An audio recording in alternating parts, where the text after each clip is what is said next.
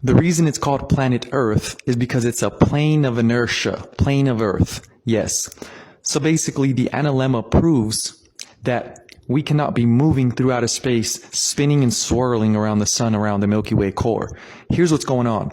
The analemma, which you have no idea what it even is, you never even heard of an analemma. So how can you tell me that the Earth is a ball when you have no knowledge, meaning you don't know anything, you just think and you say, well, why would they lie? So first of all, you need a reason for them to lie, and then you can go investigate how they lied. But your whole excuse is, why would they lie? Why would they lie? So you don't have a reason for them to lie. You think they just love you and they care about you so much. They tuck you to bed every night. So therefore, there's no reason to investigate, right? Just admit it. Yes, I haven't investigated, Julio. You're right, because I have no reason to believe that they're going to lie to me. Well, I have so many reasons to believe that they're going to lie to me. Therefore, I investigated it. Check this out. You don't care. You said, what does it matter? You don't care what you live on. So let someone who cares what they live on explain to you what you live on. So here's the analemma. Well, this is an analemma. Basically, the sun, if you were to take a picture of the sun at 12 o'clock every single day for an entire year, you would notice this shape. So take a picture at 12 o'clock every single day and see what happens. You're going to say, whoa, what is this figure 8? Why is it little at the top and huge at the bottom? I'll tell you exactly why. So check this out. This is summer. This is spring. This is winter when it does a big loop. So there's summer going around the North Pole. Spring goes wider. Winter, wider, fall, closer, summer, closer. Spring, winter, fall, summer. Spring, winter, fall, summer. You get it.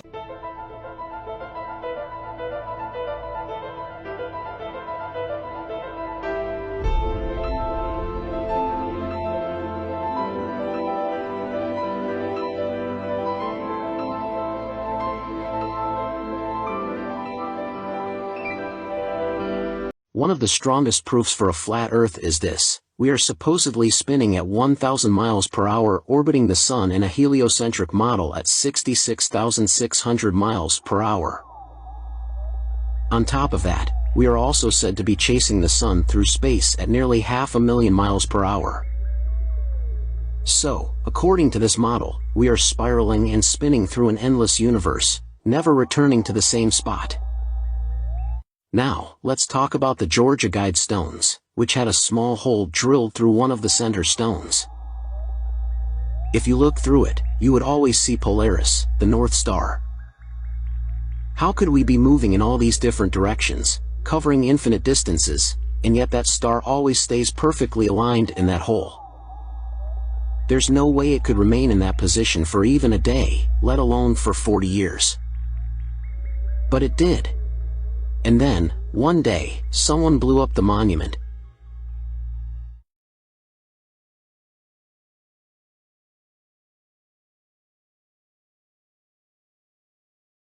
So can someone help me and do me a favor? Can you tell me why the moon is super reflective and super bright in our night sky, but the moon doesn't look reflective at all on any of the moon landings?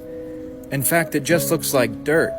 And his spacesuit looks even more reflective than the moon itself. So if the moon is reflecting the sun's light, and it's being shown all the way here, to where our eyes can see it, how is this possible that it's not reflective at all when we actually land on the moon? And I know we didn't land on the dark side. So Mars has a CO2 atmosphere of basically nothing. It's a little bit of CO2. And this means that since it has no atmosphere, something wouldn't be able to land on it. There is no wind if there is no atmosphere. Because the atmosphere, it's particles. It's actual physical particles. So an airplane is pushing off of physical particles in the atmosphere in order to create thrust. So this means that if you mimic the atmosphere of Mars and you put a fan to a feather, guess what happens? The feather doesn't move because there is no particles for the feather to push off of. This means that all these little flying drones on Mars couldn't possibly fly around. This is impossible. Alright, yo, we about to make this all make sense. Why would somebody make something like this if it didn't exist? You feel me? First of all, this is an old article of a description of the Earth. The new correct map of the flat surface stationary Earth. And you can see all the degrees and everything. Which way is south, which way is north, and everything. A happy landing for Russia's unmanned Lunar 17 spacecraft, and a big step forward for Soviet scientists in Lenin's Jubilee year. The first self-propelled vehicle ever to drive across the lunar landscape is controlled from Earth. It's called Lunar 1, and here's how this extraordinary Heath Robinson 8-wheeler was rolled down from the spacecraft onto the Sea of Rain. The size of the vehicle hasn't been disclosed, but it's been sending back television pictures and carries, among other equipment, a laser reflector. It's been used to survey the moon's surface. So now Soviet space experts have proved their theory that space exploration can be carried out by automatic equipment without risking the lives of astronauts. To Russia, Lunar is worth its weight in moon dust.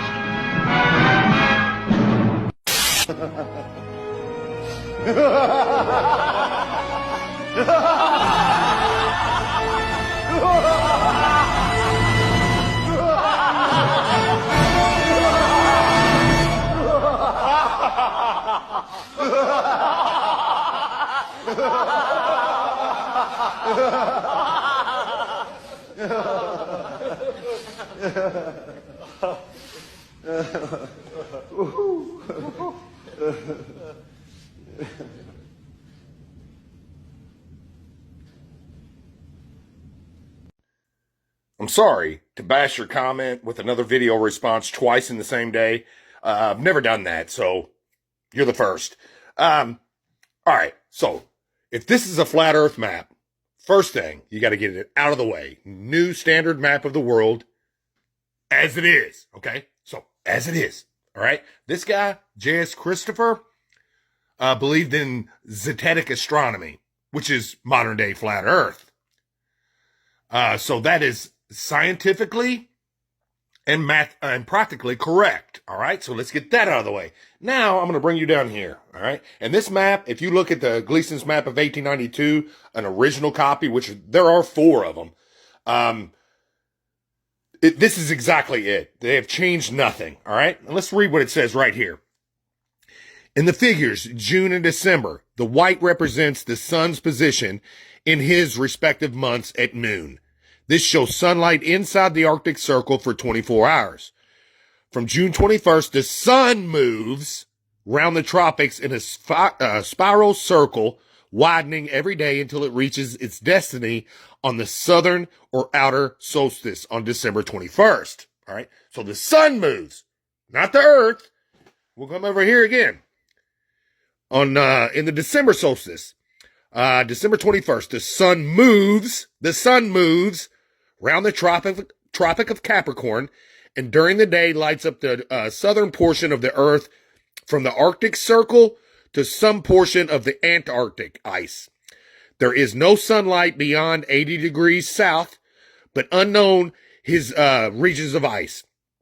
On the 23rd of December, the sun commences his northward journey again, so the sun's moving, returning to his starting place, and thus completes the seasons. All right? So, how does that make sense on a globe? We are moving, not the sun. Everything there said the sun was moving. Flat Earth map. I have heard this hundreds of times. Let's correct this. Let's correct this once and for all. This is not a projection of the globe, folks. It's projection patent. It's law term for true inventor or original inventor by Modern College. This was an original invention by Gleason. His map. He was the true inventor. That's what that means. And this longitude and time calculator, I can't tell you enough how exactly that's what it is. Longitude's a huge deal with time. It's all about time.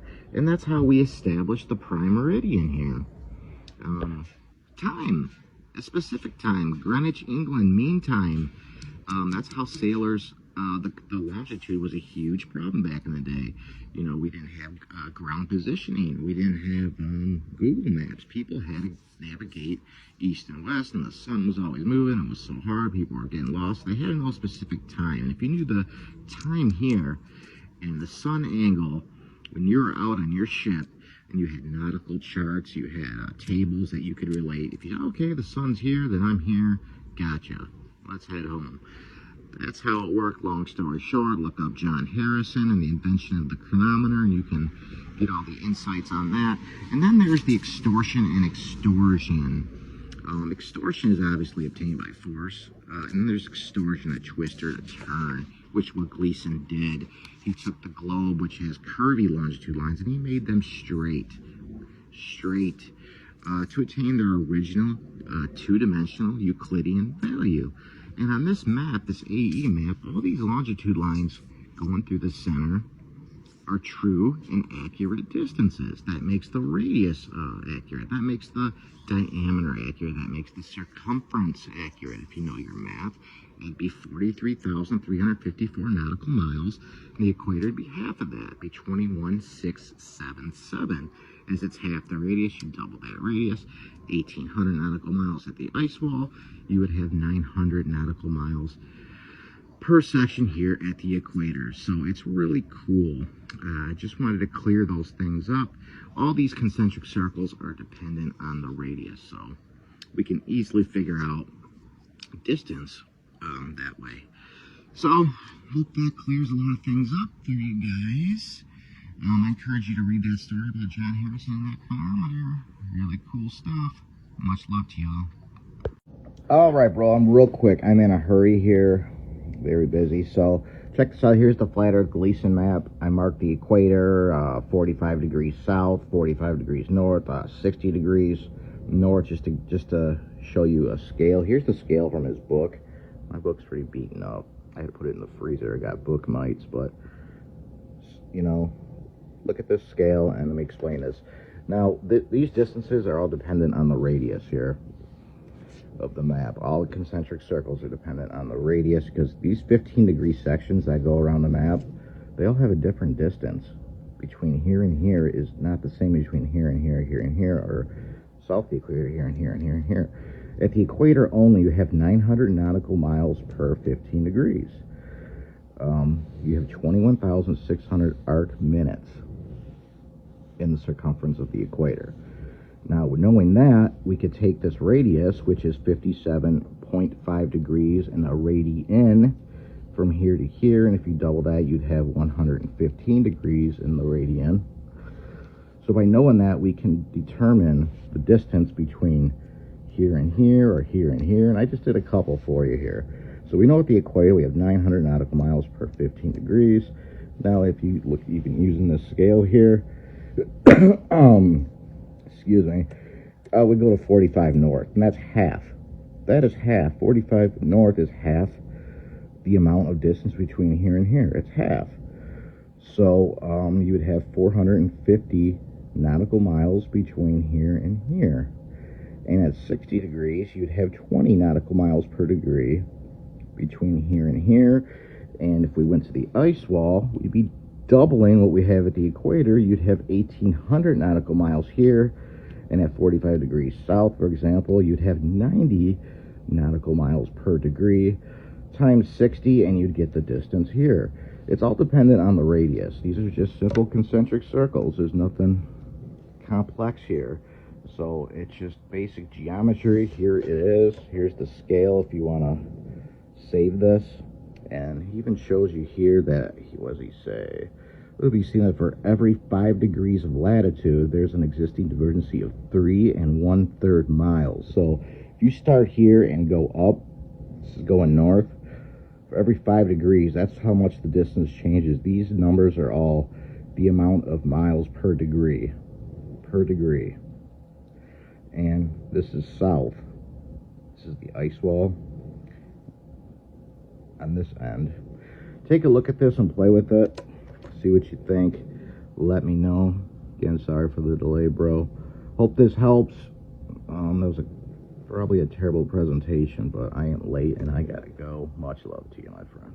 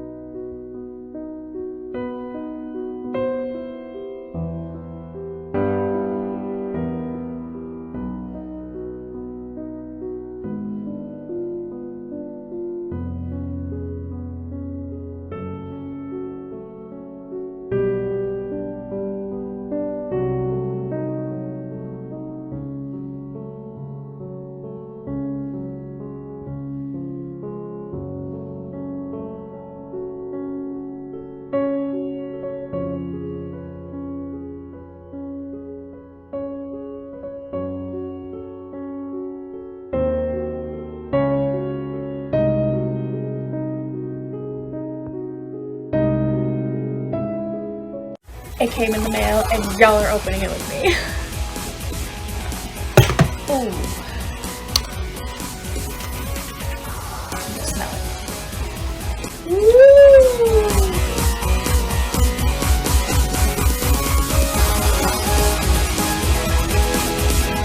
Here we go. The Flat Earth map dates back over 1,000 years. This map is credited to being created by a Persian astronomer. His name was Al-Biruni and he lived between 973 AD to 1048 AD. It's the official map of the United Nations and also the United States Geological Survey. It used to be present in many places before the creation of NASA and the Antarctic Treaty in 1959. Here you see it with Admiral Byrd. This map has been restored by Dmitry from Russia with suggestions of mine, Eddie Alenkar. Known by my YouTube channel Flat Earth Banjo, I asked Dmitry to include the Bermuda Triangle and Point Nemo, a place deep in the Pacific where NASA buries rockets. Then Robert Tozzi, a professional mapmaker, came along and enhanced the map even more. There are many people now selling this map online, but if you could order it from my online store, I would greatly appreciate it. Visit my online store now and order one of the items. I humbly thank you.